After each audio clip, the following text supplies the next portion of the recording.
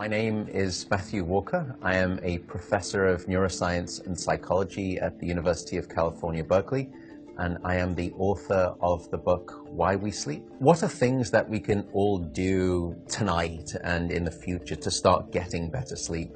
Well, beyond carving out a non-negotiable 8-hour sleep opportunity, there are probably at least 5 things that we can do.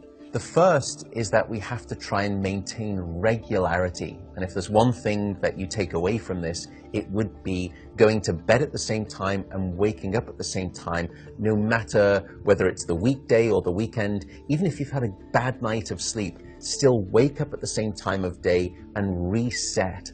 The second thing is that we are a dark-deprived society in this modern era. And we need darkness in the evening to allow the release of a hormone called melatonin. And melatonin helps the healthy timing of our sleep. So try to dim down half the lights in your home in the hour before bed. Stay away from screens, especially those LED screens. They emit blue light that actually puts the brakes on melatonin. And those blue light emitting devices fool your brain into thinking that it's still daytime, even though it's nighttime and you want to get to sleep. The third key ingredient is to keep it cool. Many of us actually have a bedroom that's too warm in terms of temperature. So an optimal temperature is about 68 degrees Fahrenheit or about 18.5 degrees Celsius. And the reason is that your brain and your body need to drop their core temperature by about 2 to 3 degrees Fahrenheit to initiate good sleep. And that's the reason that you will always find it easier to fall asleep in a room that's too cold than too hot. So having a cool room actually takes your brain and body in the right temperature direction to get good sleep. The fourth critical factor is actually avoiding alcohol and caffeine. Unfortunately, this makes me deeply unpopular, but alcohol is perhaps the most misunderstood drug when it comes to sleep. People think that it helps them fall asleep. That's not actually true. Alcohol is a class of drugs that we call the sedatives. And what you're doing is just knocking your brain out. You're not putting it into natural sleep. We also know that alcohol will fragment your sleep, so you'll wake up many more times throughout the night. And alcohol is also a very potent chemical for blocking your dream sleep or your rapid eye movement sleep.